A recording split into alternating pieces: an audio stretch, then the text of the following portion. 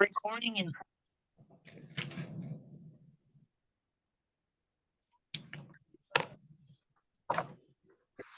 Good morning.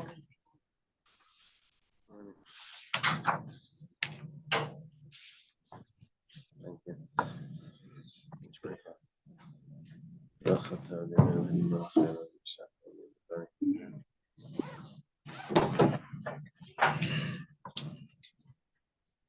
Perfect. Today we're going to start at a Mishnah on 15b. Tes Vav Amud Beis. Thank Hashem that we're able to learn Torah every day. In this chus of our learning, we should have the Beis Hamikdash. The Mishnah starts like this: Chamisha Tamen. There are 5 types of damages that are a tam. Tam means that it's not expected, and you only have to pay half price. You only have to pay half the value of the damage. Chamisha Moadim, and there's 5 that are forewarned. It is expected. You should have known better. Mishnah elaborates what are the 5 this way, what are the 5 that way. You're gonna see it's not so clear how to count out this Mishnah. What are the 5? We'll start one way and then Gemara is going to adjust it. Well, the Chamisha Tamen are, it goes like this: The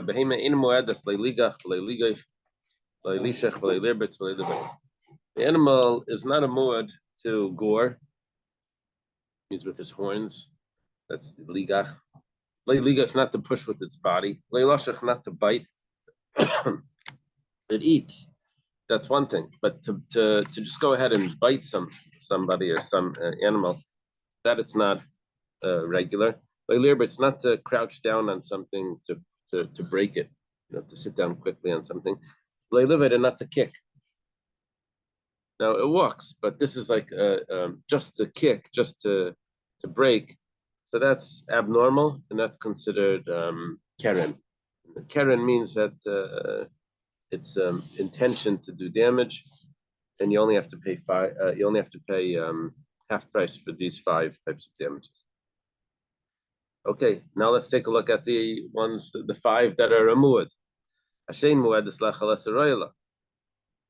Shein, when it comes to eating the tooth, it's very normal for it to eat things that are fit to eat. What does it eat? It eats straw and other types of, and it probably will eat anything you give it, but it will eat food that's hanging around. And the animal will also trample on anything that's on its way. That's also totally normal. So therefore, anything that's normal, you have to pay full price. The eating or the trampling.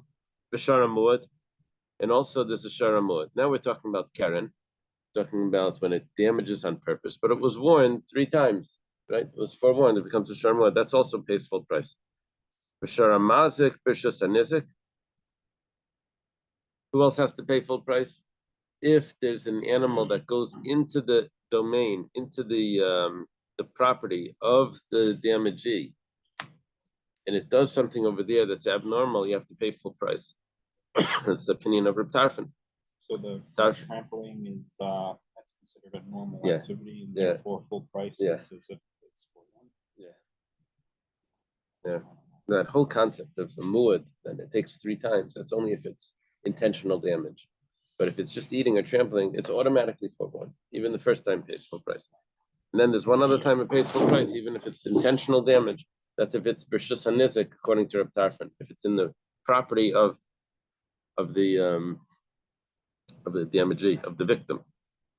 And v'ha adam, and the person is considered always forewarned, always a muad. Whatever a person does, he has to pay full price. The person never pays half price. Okay, now the Mishnah gives us another few cases of a muad. It says a zev, which is a wolf, ari is a lion, a doiv is a bear, namer, a leopard, bardless, what does it translate as a bardless? Bobcat? Okay. What is it called? Polecat. So, exactly, what's the bee over there? So bardalus in the Talmud, the word bardalus may be used to refer to one of three different animals. It may refer to a small animal, probably similar to a marten or a polecat. Sometimes used to refer to the striped hyena. And some say that some say this is the intention of the Gemara here. Others claim the reference here is to the cheetah, a spotted animal from the cat family found in Asia and Africa. Okay, very interesting. And the snake. So we'll just translate a bardalus as a bardalus because it's good being a bunch of different things. Okay, and the nach and the snake. All of these are always considered muad because they cause damage, even if they damage not just by eating, if they damage like intentional damage by kicking and goring and all of those wild behavior that's intentional. That's domesticated. Right. Right. However, you're going to see right now that Rabbi Lazar Reimer is Shem B'nei Tarbas Ein Moadim, that if they are domesticated, someone has a pet lion, so it's not considered a muad, right? Feed them well. Yeah. What was that joke in Russia? There's something they had this museum. In there they had I don't know why it has to be Russia. And they had this museum, and in there they had the wolf will lie with the lamb, an exhibit, and they had a wolf and a lamb in the same cage, and everyone will go by. So wow, that's amazing. Someone said once, he says, "How do you manage to do this? How do you get the wolf?" He says, "Every day we replace the lamb." Okay, so Rabbi Lazar, his opinion is that it's not considered a muad if it's domesticated. The lion is really vegetarian. Oh, really? Would eat lamb. Vegetarians eat lamb. But is that true? Lions, they kill all these animals in But you groups. train them to be a vegetarian. Oh, I get it. Well, you feed them so many lambs before they go on exhibit. They're full. Like an alligator eats once a month. So you could have an alligator with another animal. Because it's full. It would eat it for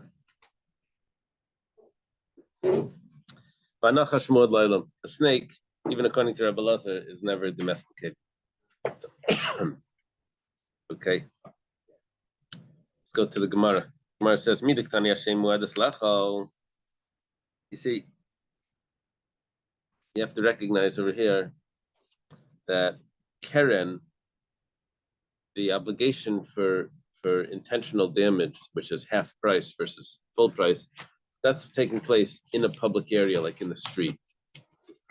Where is Shane and Regal taking place? When are you chayav on Shane Regal? When it eats or tramples? That's only in the private area of the victim. That's when the damager is gonna have to pay. When it's in the private area of the victim.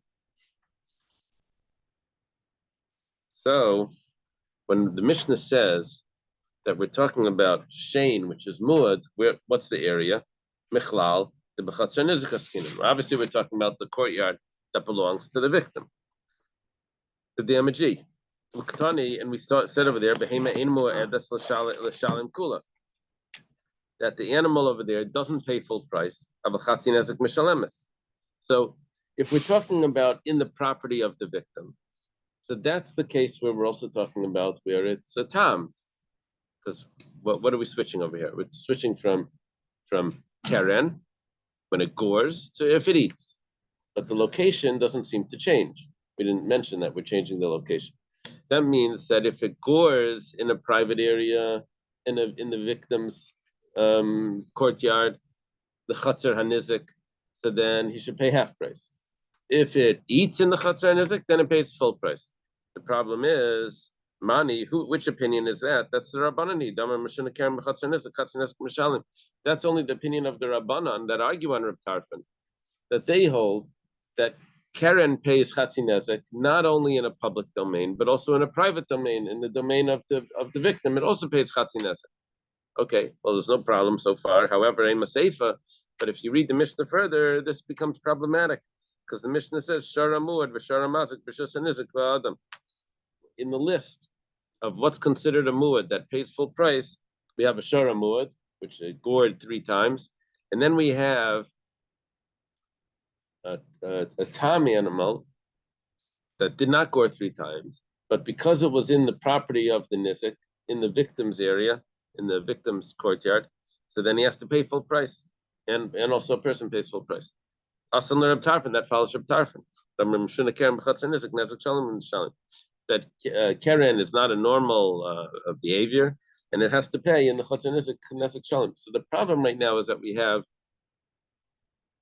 the Reisha of the Mishnah, the beginning of the Mishnah, which seems to be talking about Rishas and Nizik, is following the opinion of the Rabbanan. The Seifa of the Mishnah is clearly following the opinion of Reb Tarfon. Reisha Rabbanan v'Seifa Reb Tarfon, the Mishnah is inconsistent with which opinion it's following. Where it says you're right. Amar le Shmuel Rabbi Yehuda, Shmuel said to Rabbi Yehuda, Shinina, smart one, sharp one. Shreik masnisim v'sa basrei. Maybe Bhakti said, drop your Mishnah, drop your analyzing the Mishnah, trying to answer how it works, and just follow me. Reisha Rabbanan v'Seifa Reb Tarfon. That yes, there's 2 opinions going on in the Mishnah, and the first opinion is the Rabbanan. That's the beginning of the Mishnah where you pay half price, and the second part of the Mishnah is where you pay full price in the domain of Nisak. Rabbi Lazar, Mishmei de Rav Amar, Rabbi Lazar in the name of Rav. That's Rabbi Lazar before he went to Eretz Yisrael, learned by Rav, maybe. Rabbi Lazar ben Pedas.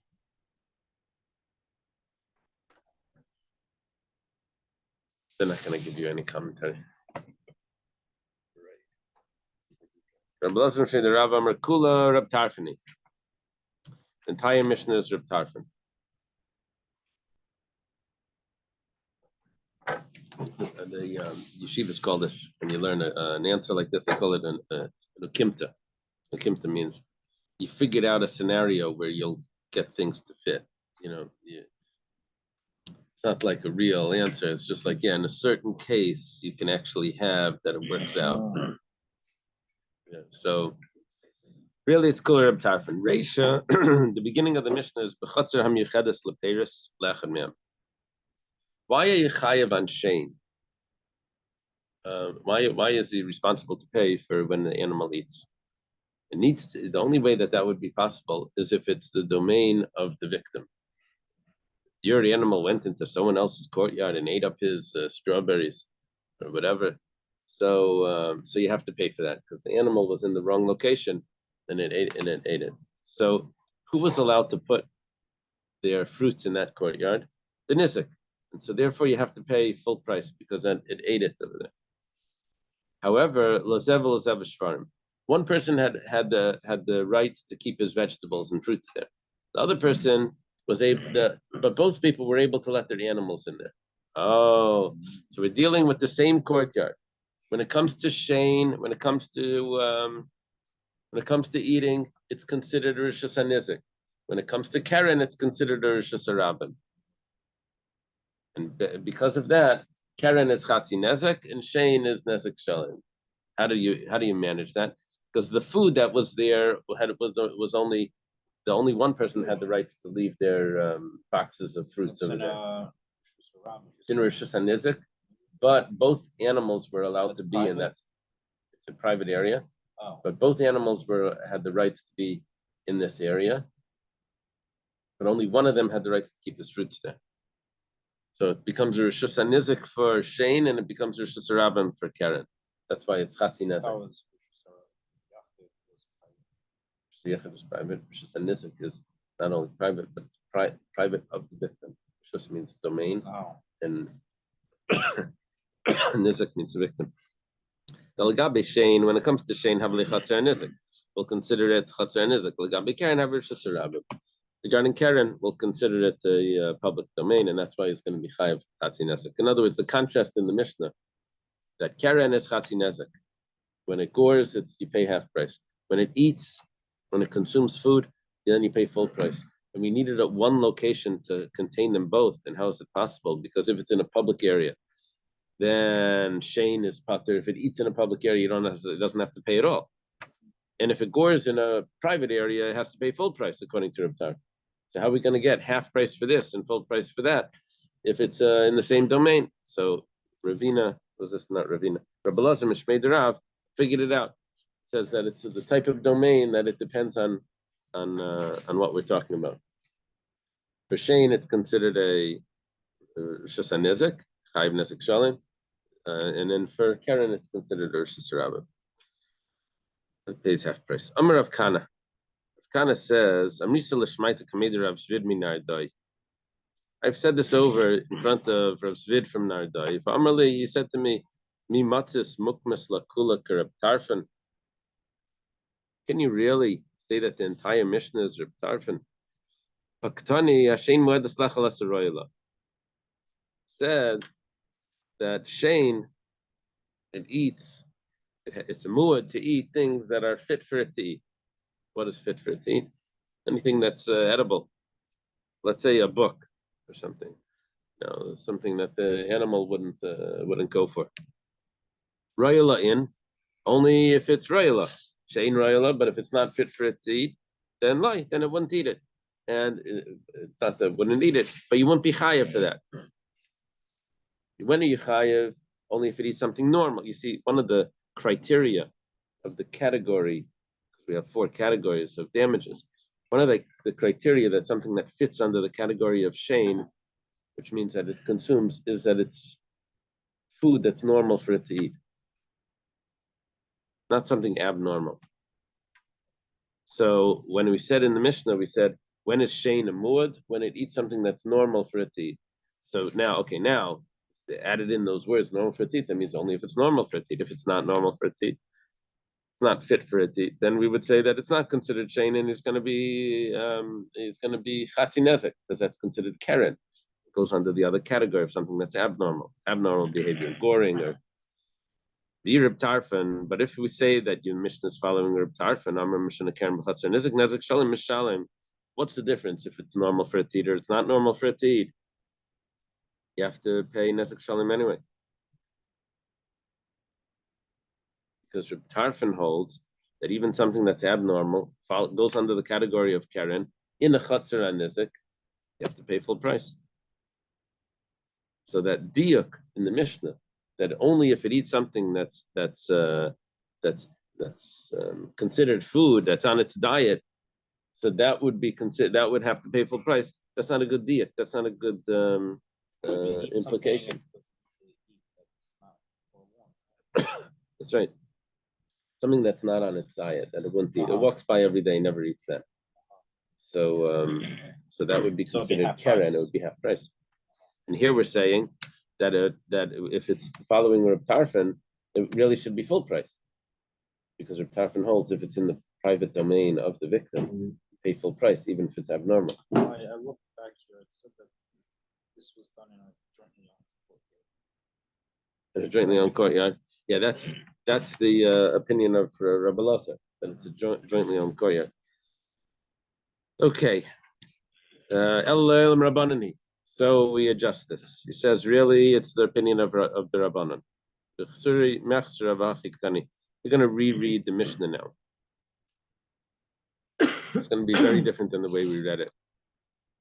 You see, today when you would write a list, there's 5 things. So you would go to the next line. You would number each one. You would label it. Each one would get a number. The Mishnah didn't do it. So there's 5 of this and 5 of this, and then the list way more than 5 in the second one. So we really don't know how to do that. So it says like this.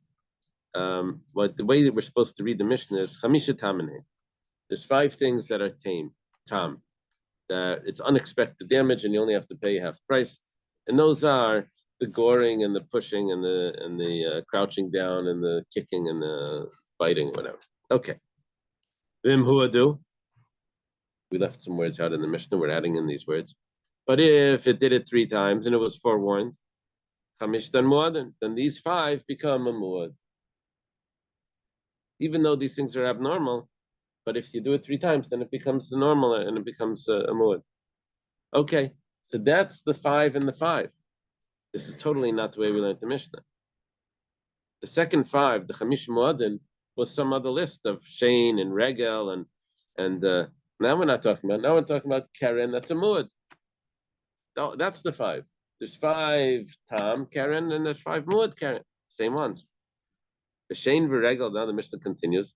Shane Regel Muadim mitchilasan. Shane and Regel, they're automatically muad v'hechan hadasan, and where are they considered a muad b'chatzar nisik? So it's not that I'm doing a contrast between Karen and Shane, that this one pays half price, this pays full price, and I have to figure out if are you in the same location or not. So how do you do this contrast in the same location between Karen and Shane? Because Karen in Rosh Hashanah is chayiv chatzi nezek. Karen in Rosh Hashanah is possibly chayiv nezek shalom according to Rav. Shane in Rosh Hashanah is pater. So I can't figure out which location. He says no. The contrast is between a tam and a muad of the same 5 things. And then we have another list of Shane that's nothing to do with that. Maskefla Ravina. Ravina goes on. He has a question. Maskef is supposed to be a strong logical question. Ktani Lakama, and if you look further on in the Mishnah, it says Shara Masik B'Shusan is a Ketzad. The Mishnah in the next parak elaborates on the Mishnayos in the first parak. For example, we're gonna you'll see when we turn the page. The next parak says Ketzad Haregel Moedas L'Shaver B'Derech Chiluch. Or Ketzad Haregel Moedas question mark L'Shaver B'Derech Chiluch. There's different ways of reading that. We'll see. But what it does is it quotes lines from the first parak, and it analyzes it in the second parak. So one of the things that it's going to, one of the Mishnayos here, it says Shara Mazik B'Shus Anizik Ketzad. What's going to be a case where it damages in the area of the victim, and it goes through the Karen, and it tells me there's a machlekes the Rabbanan and Reb Tar. Okay, well, if we're talking about before, when we're talking about Karen, we're talking about if the 5 Tamin and if the 5 Muadin, one of them is Karen in a Rishus HaNizik, so then Misham Hachik Tani Ketzad. That's why the second parak is referring to, when it refers back to our Mishnah, to the first parak, and it starts analyzing and elaborating on it. So I get what it's doing. This is what we were talking about here. Karen Shara Mazik B'Shus HaNizik, that was talking about Karen that took place in the public, not in a public area, in the private area of the victim. And the Mishnah is analyzing that's a machlekes between the Rabbanan and Reb Tarfon. But according to you, who is this? This is Rav Kana that was explaining the Mishnah. According to you, we're not even talking about Karen. What are we talking about? Just Shane. My Ketzad. So why are you going and elaborating on that in the second parak? That wasn't even the discussion in the first parak. Ravina adjusted a little bit more. He says like this: Chamisha Tamanin. He's still keeping the same 5 and 5. There's 5 things that are tam, and those are the if it gores and if it pushes and if it bites and if it kicks and if it crouches down and on something. Okay. But if all of those were done 3 times, then they all become a muad. Shein regel muad mitchilasan. And Shein and regel, this is not part of the 5, but they're muad from the start. V'zehu shor hamuad. We're going back on the first 5, when we were listing them. When it does it 3 times, that's called the shor hamuad. V'shor hamazik b'shus hanizik machlekes Reb Tarfon Rabbanan. Now he's like jumping back and forth. But now we're going back to the Shara Mazik B'Shus HaNizik. If an animal gores, some sort of Karen, use of its horn, or something abnormal destruction in the private area of the victim, that's going to be a machlekes Reb Tarfon and Rabbanan if it's Chatzi Nezek and Nezek Shalom, if it's half price or full price. And then we have other types of muadim that are similar to this, and that is hazev if it's a wolf, ari if it's a lion, a dove, it's a bear, bardalus is that bardalus, whatever it is, polecat. Vanamer is the the leopard, vahanachash and the snake. Yeah, we switched the order before we had number before bardalus. All right, tani nami hachi. It's also taught in the Brisa. Chamisha Tamanin. In other words, we have a support for what Ravina, the way Ravina explained the Mishnah, because the Brisa seems to follow the same pattern. It says Chamisha Tamanin. There's 5 things that are tame, that are chatinezek, innocuous.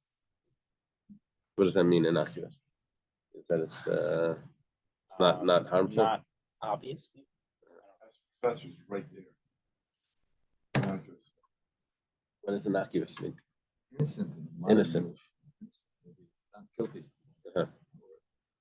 Simple. Yeah. They call you innocuous. So the word, when it says Yaakov was the Ishtam, would that mean he was innocuous? I don't know if it's used like that. Okay. Chamisha Tamanin, there's 5 tamin. And Vimhuad, I like the word tame because it fits with tam. Dimhuadu, but if it was forewarned, then Chamish Muad, and then those exact same things become a muad. And if it eats or it tramples, that's a muad right away. You don't have to wait 3 times. Zo shara muad, and this is considered a shara muad. Going back on the Chamish Muadin, shara mazik. It's just a nizik. And if it damages in the private domain of the victim, even if it's Karen, that's a machlek Reb Tarfon and the Rabbanon if you pay full price or half price. Where does it really half price? That's only in a Rosh Hashanah. And then there's other types of modim that are similar, and that are hazev, the wolf, ari, and the lion, vadoiv is the bear, namer is the leopard, vabardalas, the polecat, vanachash, the snake. Ikaduramale mirma. Some people put this as a question. It says Tanan, Chamisha Tama Chamisha Modin. There's 5 things that are tame, and there's 5 things that are forewarned. The Gemara asks, Vesul Eka. There's only 5. But we have those lions and wild animals. Those are much more. Mishani.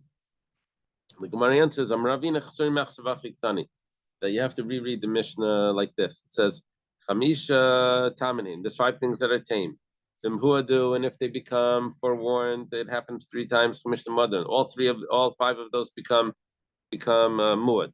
Shein Regel Madan Mitchilasan. Shein Regel are always a muad. V'zeu Sharamazik. I'm sorry, V'zeu Sharamud, and that's considered the Sharamud. Sharamazik, B'shos Anizik Machlik Zuktar from Rabbanon. V'yesh Madan Machim Ketz Beilu Azev. A number of Abados Vanachash. And then there are similar types of muadim to this, which are those things. Okay. So I guess what the Gemara was saying in this last piece was that if I read the Mishnah to say that there's 5 things that are tam, and then there's 5 others that are muad. What are the 5 others? Shane and Regel and Adam and the Sharmazik Bishus. Then they say, so what about the Nachash? What about the Ari? What about the Daif? What about all of that? But if I say there's 5 things that are Tam, and then there's another 5 things that are Muad, which are exactly the same ones as the Tam, just after 3 times. And then I have a list of other types of Muadim, and included in that is also the Ari and the Daif. That's how. So one of the tamin was, as the Mishnah elaborated on it, it says if it gores or if it pushes with its body, if it bites, or if it sits down on top of a kalim, utensils, and it crushes them when it sits down. Amar Rabbi Lazar says. Can I ask a question? So this discussion has all been about species that start out Tom and become muad if based on their actions, those that start out muad and we have no statement there, we can become Tom. Right. My question is, how specific is the concept of muad? Is it ever say, well, this animal is muad, and this cot's there on Thursday afternoons? Yeah. That's going to come up. It's going to come up.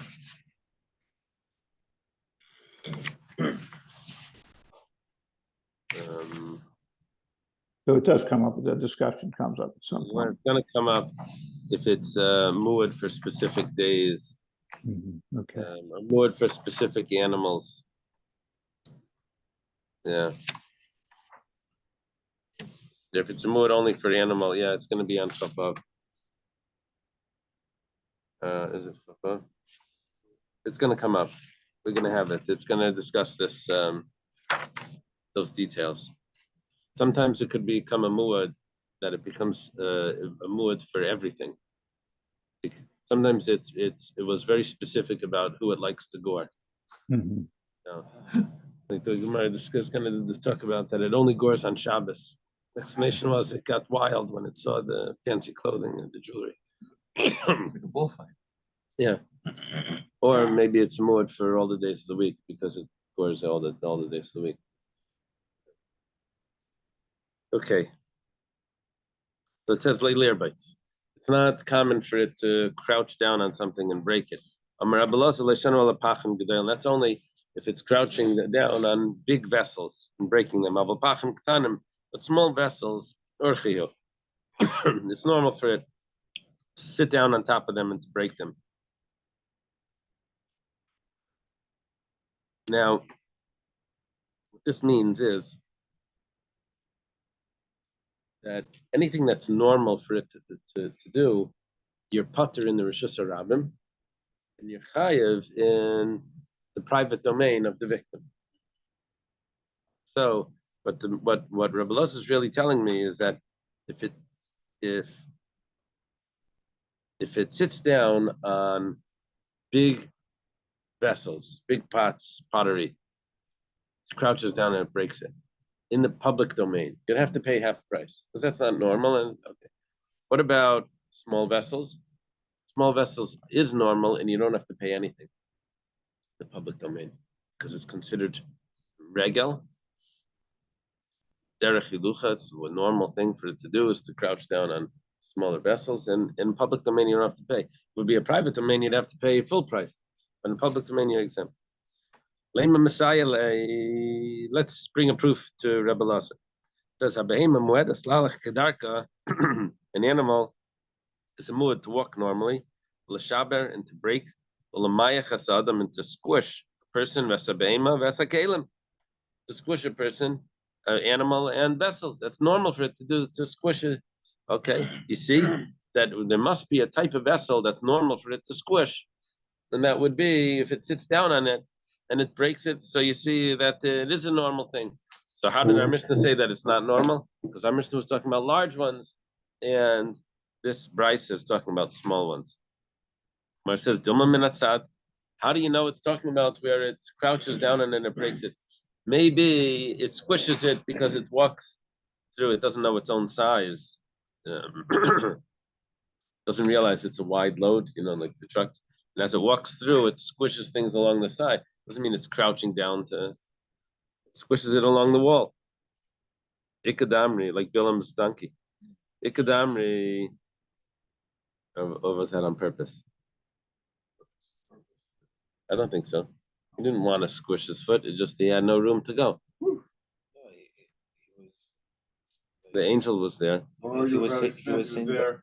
It was like rebuking the donkey, and the donkey was like,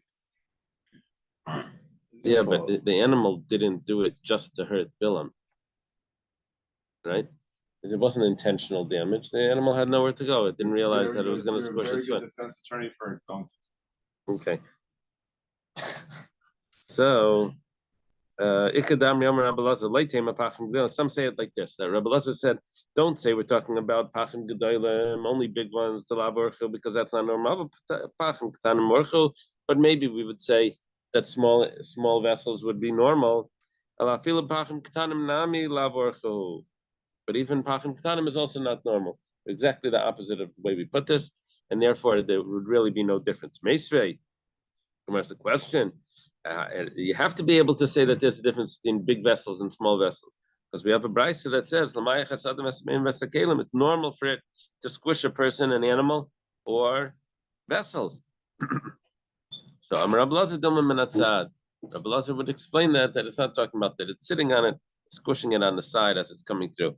Now, Mirma, some put this as a different type of question. It says Tanan, it's the Mishnah says that it's not normal for an animal to crouch down and break vessels. Vatanya, we have a brisa, that it does squish people, animals, and vessels. Rabbi Elazar answers that it depends what type of vessels. Okay.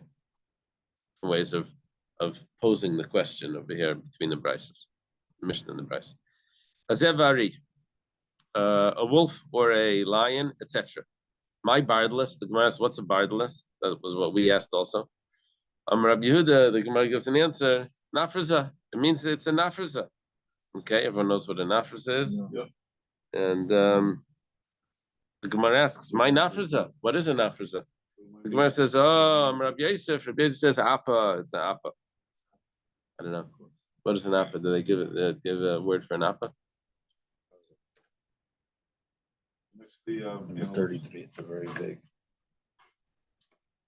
explanation.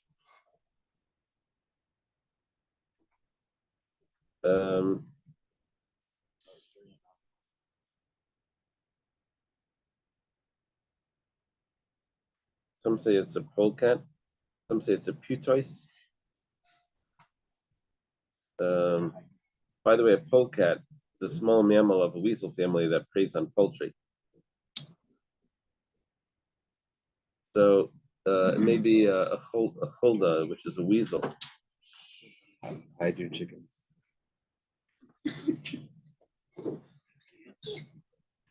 Whatever you do, Jack. Bardalus is a type of viper.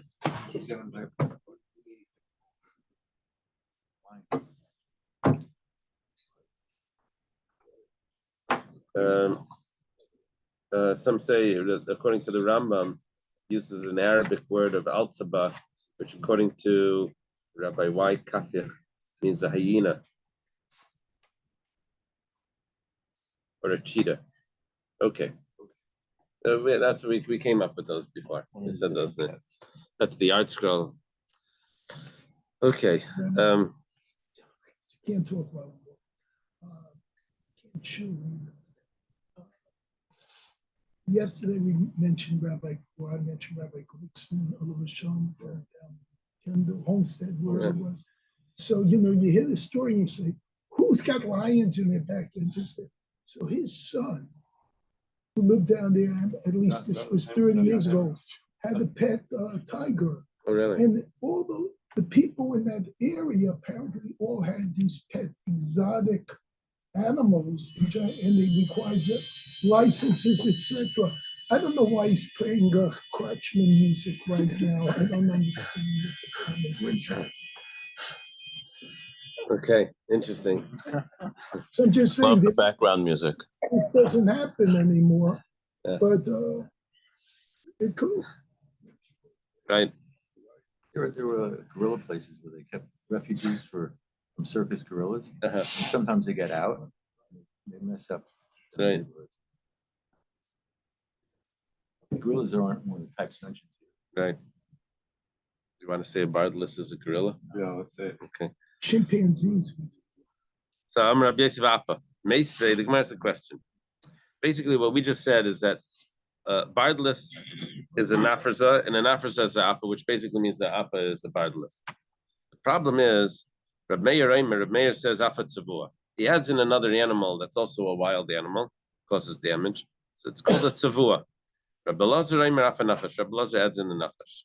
Rabbi Yosef explains, Savua zu appa. That savua is an appa. The Gemara has a question. If Reb Meir's adding appa, because he adds savua, which is an appa, and originally we had in the Mishnah bardless, which a bardless is a nafraza, which is an appa. What's Reb Meir adding? We already said appa. There's other names for the same animal. The So owner of the muad animal is 100% responsible. Yeah. And the nizuk is never responsible. So why was Chava responsible for a sin from the Nachash? Hashem owned the Nachash. Hashem should have just taken the blame. He set her up.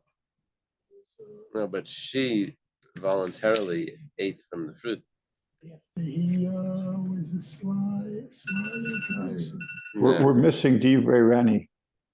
Yeah, Dr. Stein is asking that if the snake belonged to Hashem, so Chava shouldn't be responsible for her actions. It should be okay. Like Kasha, it's not a question. Kambit Savu, that's sort of like saying he told me to do it. That's not like Kasha. Kambit Savu, Zachi Kambit Savu in the Keva. Woo! What? Adam Mud Lailam. Yeah. Oh, that's a good answer. Not just a pretty Okay. face. But Adam got it from his wife. Didn't say Isha Muad. NYU education. That's a Kalvachaimer. Okay, so the Gemara here says there's a male tzavua and the female tzavua. And so the Reb Meir was adding in, there's two ways of learning this. According to the second version of Rashi, the Mishnah is talking about the female one, and the Reb Meir was adding in the male one. However, Rashi's first pshat is the opposite. The Tanya was taught in a brayso, tzavua zachar, a male tzavua, lachar shevashanim nasa atlif. It becomes a bat. Atlif is a bat, right? Atlif lachar shevashanim nasa arpad. After 7 years, it becomes an arpad. What's an arpad? Does it say over there? Another type of bat. Arpad lachar zayin shanim nasa kimush. After 7 years, becomes a kimush, which is probably a type of tree. Kimush lachar shevashanim nasa chuach. After 7 years, this tree turns into another type of bush or tree. Chuach lachar shevashanim nasa shade. And this tree, after 7 years, turns into a demon. As a snake.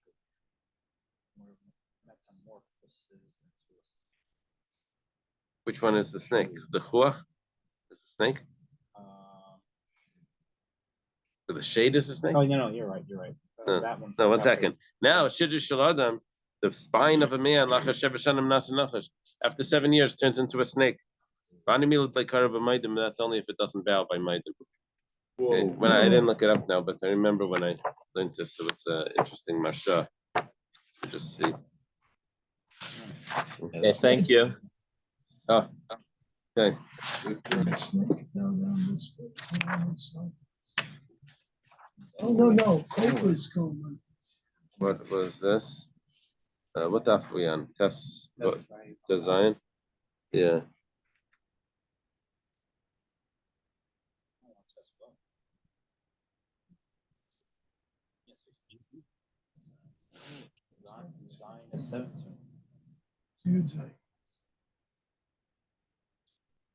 Yeah. He's talking about the Marshavia is talking about like he mentions how, remember that Gemara B'chayros we learned how what's the gestation period of a snake? The 7 years. Just bowing down to Hashem is like submission, which is exactly the opposite of the snake. That's why it got punished that it has to go on the ground. So that's why a person should bow to show his submission to Hashem. If he doesn't bow, then he's like a snake. And that's basically what the Mashal is saying.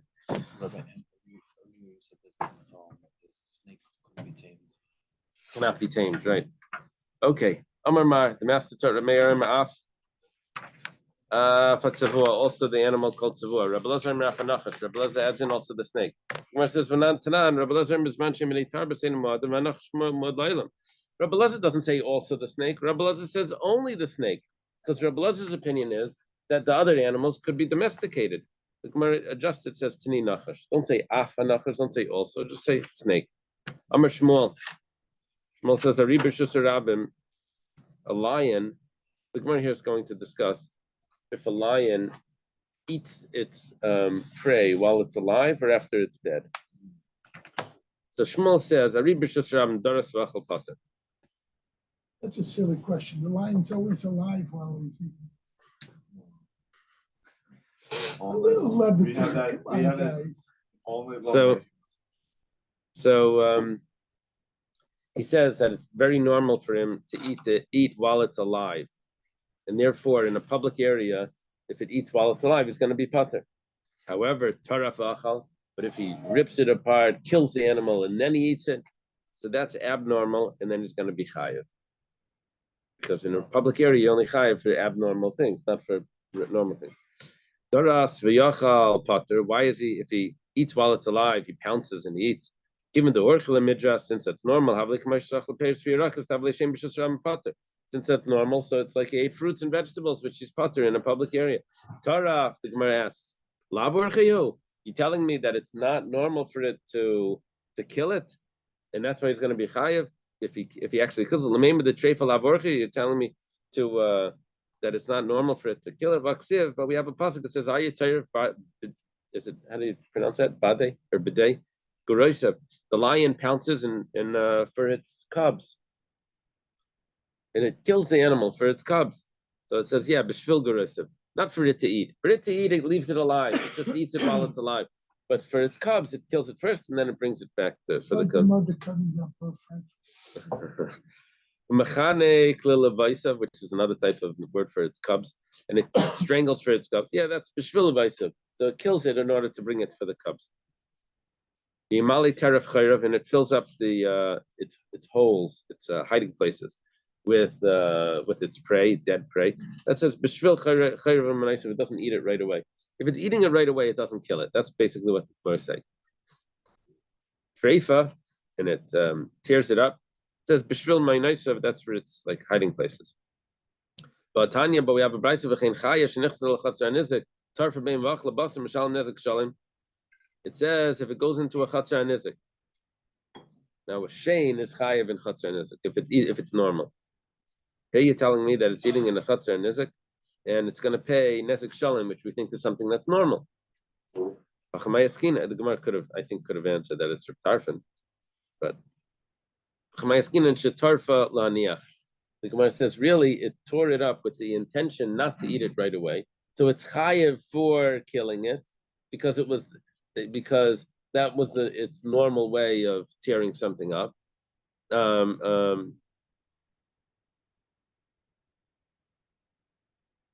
Yeah, and to leave it. It was normal to tear it up and to leave it. That would be normal. But so we're saying now that we're going into we're analyzing the psychology of this animal, that really it tore it up to leave it, but then it ate it right away. But it says it ate it. It says it changed its mind and ate it. But you interpret live of hosts of his hiding places. No, Levaisiv is its young animals. Oh, the lioness. Yeah. No, the other one is its hiding place. The chayrav is its hiding place. Yeah, there's different names for the lion. And how would we know what it had intention at the beginning and how it changed its mind? Shmuel made a distinction between if it tore it up and it ate it right away, or if it ate it while it was still alive.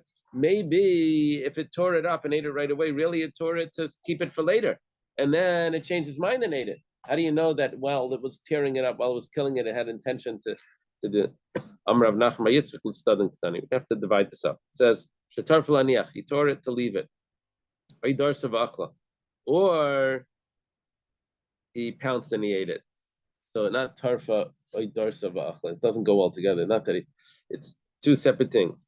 Then he pays full price. Shmuel was talking about according to Ravina, it was talking about a domesticated lion.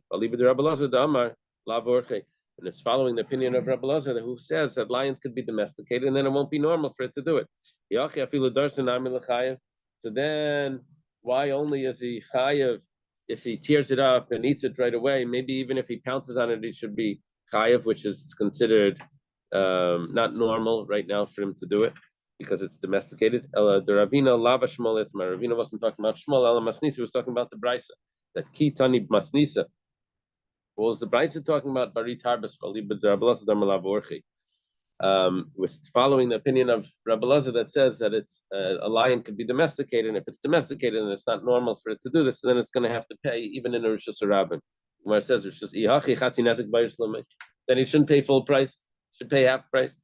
It says the ayat, no, it did it 3 times. So 3 times in Rosh Hashanah, now it has to pay because it's Karen. That's a mur. Gabi told the Shane, Gabi told the Karen by the Mishnah. So why do you list it under the categories of when it consumes? You should have listed it under the categories of where it does things that are not normal.